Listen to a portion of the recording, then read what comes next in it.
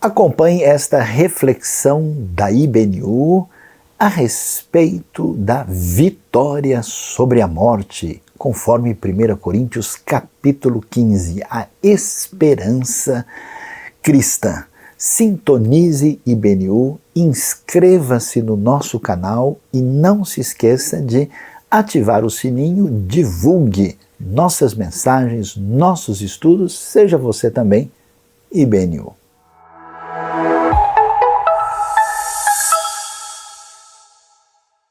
Nesse dia especial, quando nós estamos em sintonia para celebrar a nossa vida em Deus por meio de Cristo Jesus, nós já pudemos adorar, pudemos celebrar, e ainda que o nosso coração esteja dolorido, tivemos uma semana difícil, estamos enfrentando luto, perdas, pessoas num momento muito complicado neste contexto de tribulação que o Brasil e toda a realidade do planeta está enfrentando.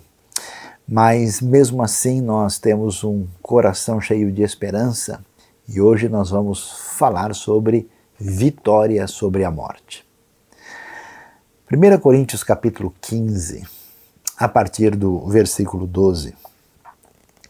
A Bíblia diz: ora, se está sendo pregado que Cristo ressuscitou dentre os mortos, como alguns de vocês estão dizendo que não existe ressurreição dos mortos. Se não há ressurreição dos mortos, nem Cristo ressuscitou. E se Cristo não ressuscitou, é inútil a nossa pregação, como também é inútil a fé que vocês têm. Mais que isso, seremos considerados falsas testemunhas de Deus, pois contra ele testemunhamos que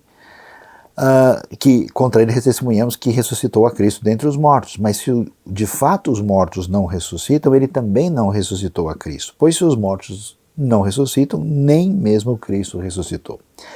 E se Cristo não ressuscitou, inútil é a fé que vocês têm e ainda vocês estão em seus pecados. Neste caso, e também os que dormiram em Cristo estão perdidos. Se é somente para esta vida que temos esperança em Cristo, somos de todos os homens os mais dignos de compaixão.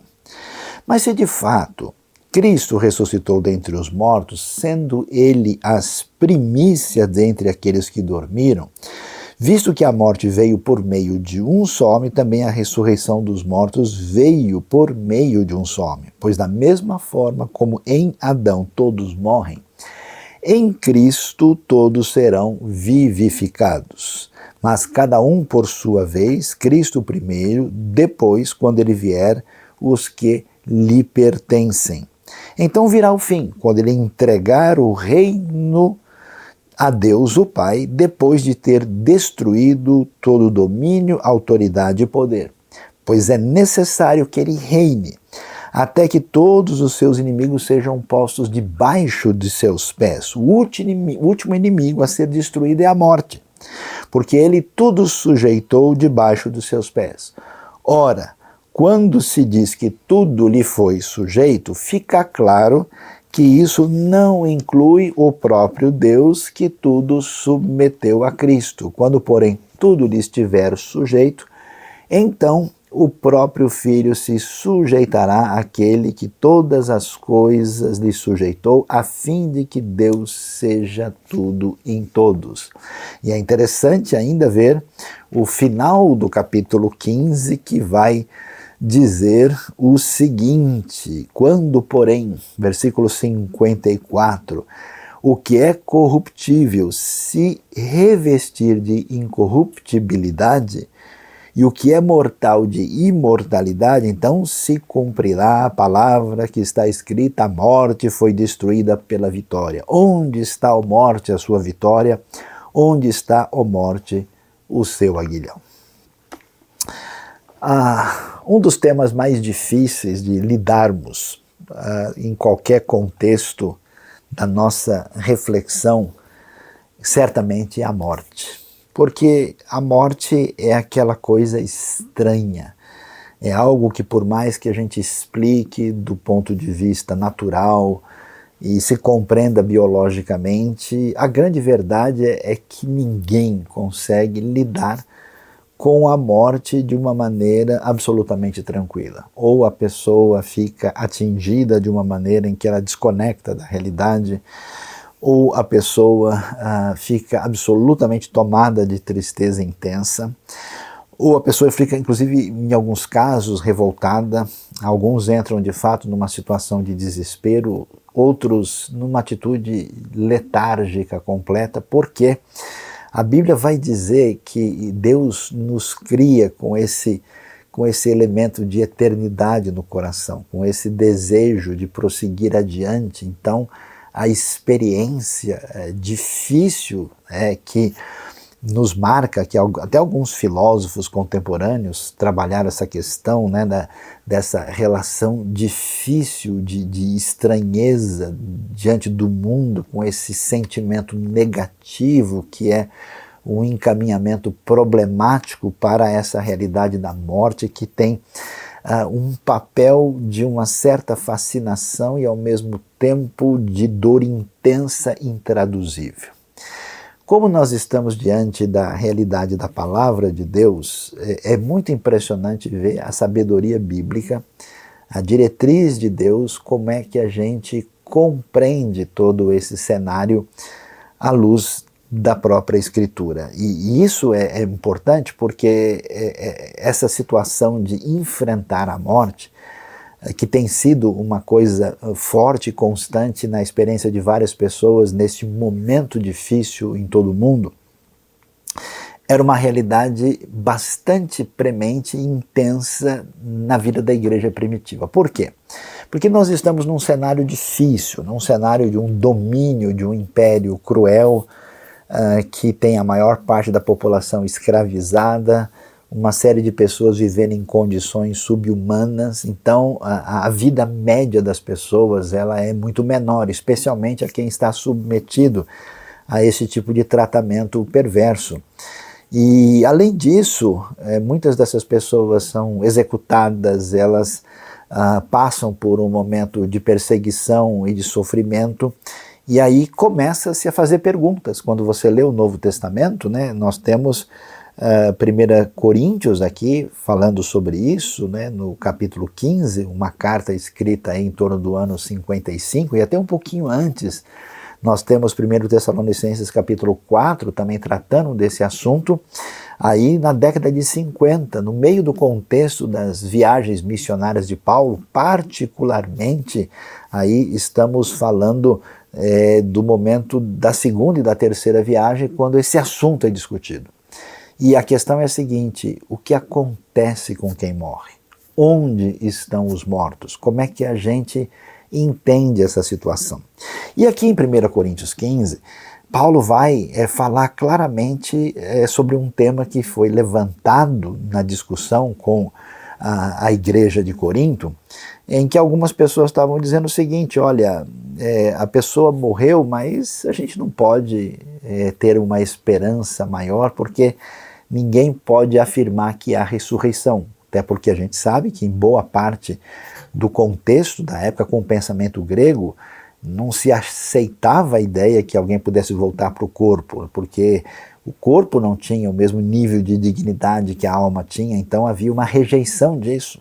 Já na Bíblia, desde já do pensamento hebraico antigo, que já está presente, a expectativa é a expectativa de ressurreição. Então, Paulo vai dizer, olha, a ressurreição é uma realidade, a ressurreição ela é fato, e é tão importante porque se a gente não espera pela ressurreição, e se a gente não acredita em ressurreição, toda a mensagem do Evangelho está comprometida, porque ele vai dizer, Cristo Jesus ressuscitou de verdade. Ele é o primeiro, ele é, como diz o texto, as primícias dos que dormiram, e, portanto, a nossa esperança em relação ao enfrentamento da morte exatamente está na vitória de Cristo Jesus. E a coisa é tão séria, como nós lemos em 1 Coríntios 15, que Paulo vai destacar lá que se Cristo não ressuscitou, a nossa fé é inútil, ela é vazia, a nossa pregação não tem valor nenhum, porque a nossa esperança está na ressurreição. E como é que a gente vê isso, né? A Bíblia vai nos dar uma ideia clara que a maneira como nós passamos por esse impacto enfrentando a morte é consequência da nossa ruptura diante de Deus, né?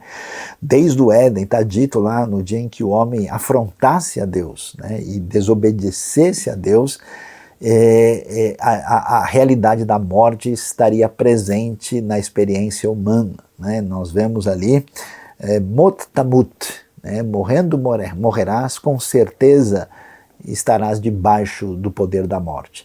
E, portanto, a morte é uma realidade que está presente, ela é trabalhada na Bíblia, e quando nós vemos a redenção de Cristo Jesus, isso tem a ver com a esperança diante da morte. Agora, a pergunta que a gente levanta é como é que a gente lida com essa questão da morte? Como é que nós tratamos isso no momento em que essas circunstâncias acontecem? É interessante que a Bíblia, diferentemente do que muita gente pode imaginar, ela nos apresenta uma série de situações de pessoas que enfrentaram a situação de luto. Isso é muito forte, você vai ver, né, desde o começo, desde o livro de Gênesis, por exemplo, vai ver a história de Jacó, né, quando Jacó ouviu falar que José tinha morrido, a sua situação de luto se estampa de maneira clara. Quando nós temos a morte dos patriarcas, né, ou até mesmo a morte das mulheres dos patriarcas no livro de Gênesis, a gente vê a morte de Jacó ou de José, nós vemos essa ênfase em que eles vão prantear, eles vão chorar, e no contexto bíblico esse choro era intenso, não era assim um choro de derramar um pouco de lágrima no canto do olho, era algo realmente forte e expressivo, né? Até se usa a expressão na Bíblia, passado os dias do luto, né, por causa de uma pessoa que havia falecido, e isso é tão forte que a gente vai ver isso apresentado, por exemplo, na vida de pessoas que foram protagonistas na Bíblia. Talvez um exemplo mais assim impressionante seja do nosso querido amigo Jó, no seu livro inspirativo, em que ele perde assim toda a família, os seus filhos todos, porque você sabe que perder um parente de mais idade, né, um amigo que já tinha tido uma vida longa, era uma coisa. Mas imagina o que é ouvir a notícia de que, olha, aconteceu um desastre, os seus filhos morreram. Essa é a experiência de Jó. É isso que você vê refletido, por exemplo, no grito de desespero de Davi quando o seu filho Absalão morre. Apesar dele ser um moço problemático e difícil, é isso que a gente vê nos salmos de lamento, é isso que a gente vê no coração de Noemi, no livro de Ruth, quando ela vê que o marido morreu, os 2 filhos morreram, e ela ficou somente com as 2 noras e vai terminar com uma só. Toda a sua história é marcada por esse sofrimento, por essa dor. E aí, o que a gente vai ver? A Bíblia ressalta esse lado tão pessoal, tão profundo, emocional, que tem a ver com o enfrentamento da realidade do luto, que é difícil da gente enfrentar. Por isso é interessante que a gente vê que o primeiro momento é de choque, né? O Jó mesmo chega assim, escuta, por que eu vinha nascer? Era melhor que eu não tivesse nem nascido para enfrentar todo tipo de dor que eu estou passando agora. Ele tem dificuldade de enfrentar. Você vê Davi chorando, Absalão, Absalão, meu filho, né? Você vê que é uma coisa absolutamente humana, que está marcado com o nosso aspecto emocional, relacional, de lidar com esse enfrentamento. Eu acho impressionante, por exemplo, Abacuque, quando ele ouve que vai haver a invasão e que a guerra vai chegar sobre Judá, e que tanta gente vai morrer, ele fica consternado com isso, ele tem dificuldade de aceitar que Deus possa permitir e até mesmo enviar esses guerreiros contra Judá, e ele passa por um momento assim profundo de consternação e dificuldade de digerir isso, e até mesmo fica numa espécie de revolta, de rejeição, de ficar bravo com Deus, e não, Deus, isso não vai acontecer, não pode, não, como assim vai ter um monte de gente atingida por essa invasão e vai cair sobre esse povo aí? Então, essa realidade do luto, esse momento de conversar com Deus, de derramar o coração, de apresentar a alma, é absolutamente marcado como algo que faz parte da nossa experiência, que tem a ver com o consolo do coração, com o aprendizado em relação à vida e com o caminho do conforto que só Deus pode trazer. Isso é tão sério, isso é tão forte na Bíblia, que a gente vai, por exemplo, chegar na própria experiência de Jesus. Jesus é impressionante, Jesus faz o vento parar. Jesus dá ordem às ondas do mar e elas têm que obedecer. Jesus alimenta a multidão, multiplica os pães, ele transforma a água em vinho, ele faz milagres extraordinários. Quando Jesus chega ali em Betânia, quando ele vai encontrar ali Marta, Maria, João capítulo 11 nos fala, né, da morte de Lázaro. Interessante, João é um evangelho teológico. João está tratando de temas ligados à divindade do Senhor. O texto vai dizer com uma força única e particular, Jesus chorou.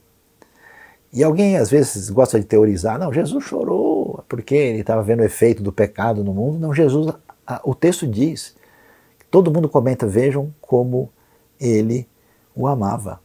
Jesus chorou com a dor, né? Se Jesus, que é o Senhor, diante do seu amigo, que aliás ele vai ressuscitar em seguida, que já estava morto há 4 dias, ele chora diante da morte. A diretriz da parte de Deus para nós é que o nosso coração está completamente aberto diante de Deus para essa expressão de dor, de lamento, de dedicação do mais profundo da nossa alma para fazer isso diante de Deus. É absolutamente normal, compreensível e totalmente sintonizado com o que a gente vê nas Escrituras. Mas, diante dessa realidade, a gente enfrenta isso e, como a Bíblia mostra, existe um período para a gente poder lidar, né?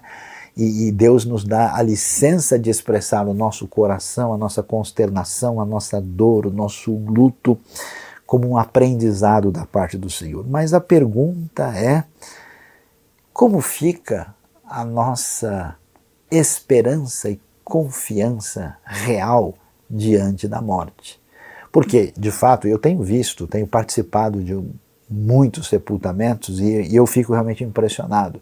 Pelo menos eu vejo 3 atitudes distintas na hora de enfrentar um sepultamento. Eu vejo pessoas, por exemplo, numa atitude letárgica, vazia, como quem está suspenso sobre o nada, sem saber no que pensar ou no que não pensar. Parece que a pessoa meio que esvaziou a mente e o coração e está absolutamente inerte, sem qualquer tipo de reação. Eu tenho visto em alguns casos, e não faz tanto tempo assim, de pessoas em profundo desespero, que nunca refletiu sobre a morte, nunca pensou sobre isso, tratou a vida como se a gente fosse ficar aqui para sempre. E essas pessoas realmente numa situação de completo desencontro, descompasso em relação à continuação de lidar com a realidade. E surpreendentemente, nós temos pessoas lidando com a morte com lágrimas e ao mesmo tempo com júbilo, com dor e ao mesmo tempo com o coração confortado. com um sentimento profundo de saudades e de dificuldade de lidar com o momento, mas com o coração cheio de esperança e até mesmo de uma alegria diante da situação absolutamente esperançosa de quem partiu. E como é que a gente lida com isso? Olhando para a Escritura é interessante. Quer ver? A pergunta é: o que acontece quando alguém morre? Para onde vai essa pessoa? Qual que é a realidade da vida após a morte? Vale a pena ver, por exemplo, o que nós encontramos na vida do próprio apóstolo Paulo. Paulo passou por diversas circunstâncias de quase morte, né, quando ele foi preso, e ele passou por momentos, inclusive, de tremendo sofrimento debaixo da perseguição que ele sofria. E ele vai dizer, a partir do versículo 21 do livro de Filipenses, capítulo 1, ele diz: porque para mim o viver é Cristo e o morrer é lucro. Caso continue vivendo no corpo, terei fruto do meu trabalho e já não sei o que escolher. Olha só que coisa, estou pressionado dos dois lados. Desejo partir e estar com Cristo, o que é muito melhor. Contudo, é mais necessário, por causa de vocês, que eu permaneça no corpo. Olhando para vários testemunhos bíblicos, né, você lembra que quando Jesus está na cruz, e ele está no meio lá dos dois ladrões condenados, e ele vira para aquele ladrão, aquele que vai ser chamado assim, né, tradicionalmente de o bom ladrão, e quando ele fala com ele, ele diz para aquele homem: olha, o homem vira para ele e diz: Senhor, lembre-se de mim quando o Senhor entrar no seu reino. E Jesus responde para ele: olha, hoje mesmo você estará comigo no paraíso. Olhando para esse texto, olhando também para o texto em que nós vamos ver a parábola que Jesus faz sobre o rico e o Lázaro, que está falando de uma discussão parabólica em cima de uma realidade, de algo que fazia sentido, que não era baseado em algo simplesmente fictício. E até mesmo, olhando para esse exemplo de Paulo aqui em Filipenses, que ele diz que ele até vê o morrer como lucro e que ele gostaria de estar com Cristo, a ideia que Paulo tem é que morrendo ele vai estar na presença de Deus, né? Esse elemento também associado, por exemplo, à morte de Estevão em Atos capítulo 7, quando ele, na hora da morte, ele vê, né, o Senhor e pede para que seja recebido ali o seu espírito. Nós vamos ver que a pessoa que morre em aliança com Deus, na sintonia com Deus, vai para um estado de bem-aventurança, vai para um desfrutar de felicidade. Agora, a gente precisa ser muito claro nisso, que a Bíblia não diz que todas as pessoas vão para uma situação de bem-aventurança. É claro no Evangelho que aos homens está ordenado morrer uma só vez e depois disso vem o juízo. A Bíblia não nos traz uma ideia que a gente está num processo de vir e voltar e morrer várias vezes, como se a gente pudesse viver uma vida com um nível menor de responsabilidade e atitude. Não, a ideia é que nós temos uma vida preciosa, cujo tempo deve ser tratado com bastante responsabilidade, e Deus nos traz uma oferta extraordinária de salvação através da morte de Cristo Jesus, que morreu por nós para nos trazer salvação, perdão de pecados e nos dar uma vida e uma vida eterna. Portanto, o texto bíblico deixa claro que algumas pessoas, quando vão para a realidade do mundo vindouro, elas não estarão numa situação de conforto, de tranquilidade, eles vão enfrentar aquilo que é o resultado do tipo de vida que tiveram. Um desdobramento das consequências da maneira como lidaram com Deus, com o próximo e consigo mesmo, e não entenderam a oferta de amor, de perdão de Deus através de Cristo Jesus. A Bíblia é clara a dizer que Deus amou o mundo de tal maneira que Ele deu seu Filho único para que todo que nele crê não pereça, não venha morrer eternamente, mas tenha a vida eterna. Por isso que a gente tem que viver a vida com essa atenção, porque em qualquer momento, como nós temos visto, o nosso dia final pode chegar. Então é necessário que a gente olhe a nossa vida, a gente entre em paz com Deus. Deus está disposto a perdoar os nossos pecados.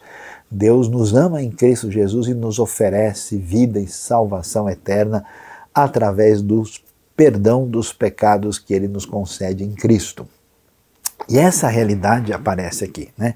Aparece de maneira nítida, como nós vemos na própria história do rico e Lázaro. Ali nós vemos alguém, né, que viveu a sua vida sem qualquer conexão com o reino de Deus e agora, do lado de lá, está numa situação de sofrimento. E nós vemos uma outra pessoa que parecia não estar bem aqui, mas do lado de lá está numa situação de bem-aventurança. É importante fazer isso, por quê?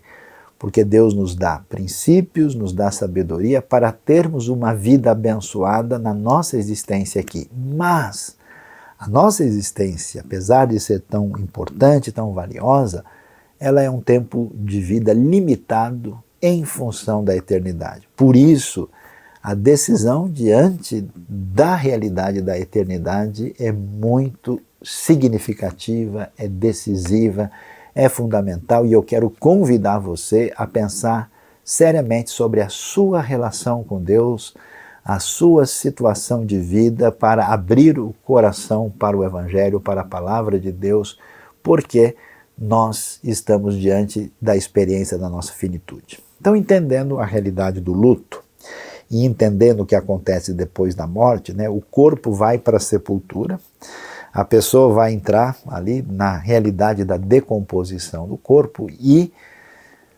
o espírito, a parte não material do ser humano, que mantém a sua consciência, vai para esse momento ou de bem-aventurança, de felicidade, de desfrutar da presença de Deus, ou para uma situação de sofrimento, de condenação e de distância em relação a Deus. Mas a Bíblia não fala, por exemplo, como a gente acabou de ler aqui, 1 Coríntios 15, e aparece também 1 Tessalonicenses 4, não diz lá sobre aqueles que dormiram. Como assim dormiram? Dormir, no texto bíblico, nesses casos, não pode ser entendido literalmente. A Bíblia não quer dizer que a pessoa morre e fica dormindo. Paulo não diz, eu gostaria de morrer para ficar dormindo. Não, para estar com Cristo. Por que dormir aparece? Porque isso é uma linguagem que expressa aquilo que a gente vê diante de uma pessoa que acabou de falecer, que parece estar dormindo. Então isso é uma figura de linguagem que diz respeito de maneira, digamos assim, respeitosa, né? que trata de maneira honrada, né, a pessoa que faleceu, e de uma forma, assim, não expressar a linguagem de maneira tão direta e pesada, não usa-se a expressão aqueles que dormiram, aqueles que dormem, né? Até porque essa linguagem é interessante, porque de fato quem está morto, não está morto de maneira definitiva. Está, na verdade, apenas ali numa situação que a gente vê de olhos fechados, mas um dia, né, eles vão estar de novo em plena atividade. Então essas pessoas que dormiram são as que morreram e cujo espírito está na presença de Deus. A gente vai ver em Apocalipse, por exemplo, né, quando a gente vê o texto falando daqueles que estão dizendo até quando o Senhor não vingará o nosso sangue, né, porque quem são esses? São aqueles que vieram da grande tribulação e foram mortos, né, que era a experiência tão comum do cristianismo do primeiro século. Mas isso é o quê? Isso é o momento quando a alma se separa do corpo e nós estamos no ambiente da vida pós-morte, né? Que seria aquele mundo dos mortos, né? Aquilo que o Velho Testamento vai chamar da realidade do Sheol, e que aparece depois traduzido por Hades, né? E esse mundo dos mortos se divide entre o mundo dos que estão salvos e aqueles que estão numa condição de perdição. Mas a história não termina aí. Não termina aí por quê? Porque nós vamos ver na Bíblia que acontece a realidade que 1 Coríntios expressou com bastante clareza, que é a realidade final da ressurreição. É muito interessante a gente observar o que o livro do Apocalipse vai nos falar a respeito disso, quando vai nos mostrar aquilo que envolve a ideia clara da ressurreição. Apocalipse capítulo 20, por exemplo, fala de duas ressurreições, de uma primeira ressurreição e de uma segunda ressurreição, e verso 6 diz: felizes e santos os que participam da primeira ressurreição, a segunda morte não tem poder sobre eles, eles serão sacerdotes de Deus e de Cristo e reinarão com ele durante 1000 anos. E quando a gente lê um pouquinho adiante, o texto vai dizer: depois vi, no verso 11, um grande trono branco, aquele que nele estava sentado, a terra e o céu fugiram da sua presença e não se encontrou lugar para eles. Vi também os mortos, grandes e pequenos, em pé diante do trono, e livros foram abertos. Outro livro foi aberto, o livro da vida. Os mortos foram julgados de acordo com o que tinham feito, segundo o que estava registrado nos livros. O mar entregou os mortos que nele havia. A morte e o Hades entregaram os mortos que neles havia, e cada um foi julgado de acordo com o que tinha feito. Então a morte e o Hades foram lançados no lago de fogo. O lago de fogo é a segunda morte. Aqueles cujos nomes não foram encontrados no livro da vida foram lançados no lago de fogo. A Bíblia vai nos deixar claro que existe um caminho futuro que vai envolver o momento do desfecho da história humana, quando chegar o momento final. Chega o momento final da minha vida aqui, eu vou estar em espírito, na realidade da eternidade, ou em sintonia com Deus, ou em ruptura com Deus. À medida em que todas as coisas que faltam se cumprir acontecerem, chegará o momento final, quando a Bíblia fala, por exemplo, de um reino de Cristo na terra de 1000 anos, e vai falar da realidade da eternidade absoluta no final, que vai acontecer diante do fato de que todos irão ressuscitar diante de Deus. E essa ressurreição é a ressurreição mesmo, é a volta ao corpo, como Cristo Jesus, que ressuscitou, e depois, quando teve gente, até o próprio apóstolo Tomé não acreditou, Jesus disse: pode colocar a mão aqui, veja aqui, confira, veja se um espírito pode ter carne e ossos. E Jesus comeu com eles, Jesus comprovou que estava vivo, e ele, como diz 1 Coríntios 15, é a primícia dos que morreram, dos que dormiram. Nesse sentido, Jesus é a comprovação de que a ressurreição estará garantida. E esse corpo da ressurreição é um corpo diferente, a Bíblia chama de corpo glorificado, é isso que 1 Coríntios fala da incorruptibilidade, é um corpo à semelhança de Cristo Jesus para aqueles que foram redimidos e salvos por Ele. Então, nessa realidade futura, quando nós teremos a nossa condição de eternidade diante de Deus, o corpo é novamente reunido ao Espírito. Esse corpo ressurreto, nesse momento em que você viu lá, o mar devolveu os mortos que nele havia, o Hades, o mundo dos mortos devolveu a todos aí, ao momento não só final da vida particular de cada pessoa, o momento final da trajetória da história diante da grande redenção que Deus está trazendo. E por causa disso, é que 1 Coríntios diz: pessoal, nós não precisamos ficar apavorados diante da morte, porque a morte é apenas essa separação. A gente sente, a gente chora, a gente tem a dor, a gente tem a saudade, a gente tem todo esse momento difícil, mas nós sabemos que quem morre em Cristo está na presença de Deus, Eu me consolei em vários lugares de pessoas queridas na minha vida quando eu pensei assim: olha, está melhor do que eu. ele não está enfrentando, né, dificuldades que eu hoje enfrento aqui. Ele tinha uma doença difícil, ele estava sofrendo e agora a sua dor passou, acabou, ele está livre disso, está na presença de Deus. E finalmente nós teremos o corpo incorruptível que não está sujeito à mesma fragilidade, à mesma limitação, às enfermidades na vida eterna no momento final. Mas a vida precisa ser vista do ponto de vista da responsabilidade diante de Deus. Você viu que não é ideia minha, não é um pensamento das igrejas cristãs ou evangélicas ou de qualquer tipo. Não, é a revelação de Deus na Escritura. Ela que diz que existe, no momento final da história, um julgamento diante do grande trono branco que aparece o Senhor, e lá nós vemos que há aqueles que são salvos e que estarão diante da presença de Deus, e aquele que não foi achado no livro da vida aparece aqui apresentado no lago de fogo, que é a segunda morte. E essa que é a preocupação.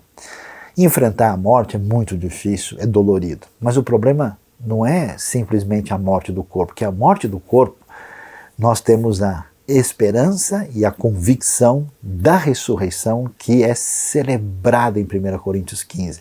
Interessante que Paulo vai usar um texto que vem lá de Oséias capítulo 13, verso 14, ele diz: onde está, ó morte, a sua vitória? Onde está a sua ponta capaz de ferir? Onde está o seu aguilhão? Né?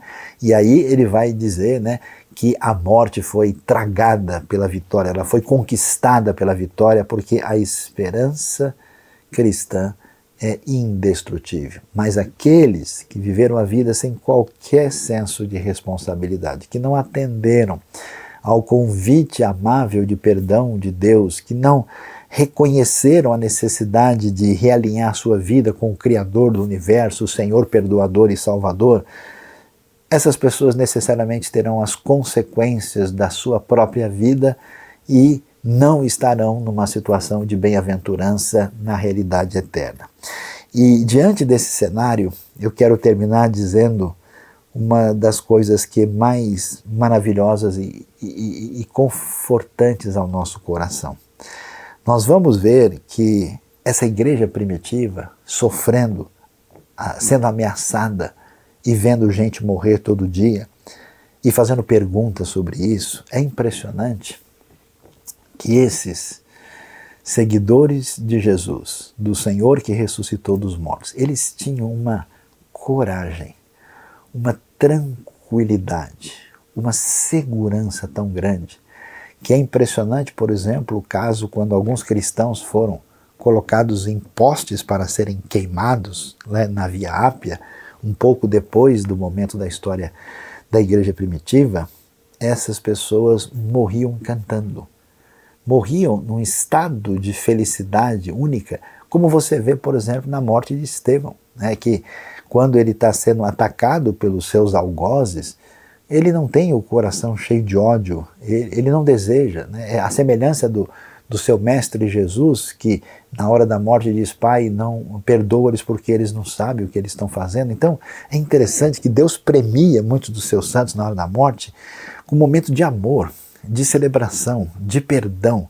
É assim, tipo, eu tô conquistando a grande vitória, eu tô chegando no final da corrida do estádio, eu tô terminando a carreira, eu guardei a fé, eu tô chegando na presença de Deus, eu tô indo pro abraço do Pai no final da corrida.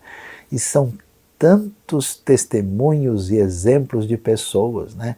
Como se conta, por exemplo, do famoso evangelista Moody, que na hora da sua despedida, ele vira para os que estão à sua volta e diz: se isso é morte, oh, como é doce!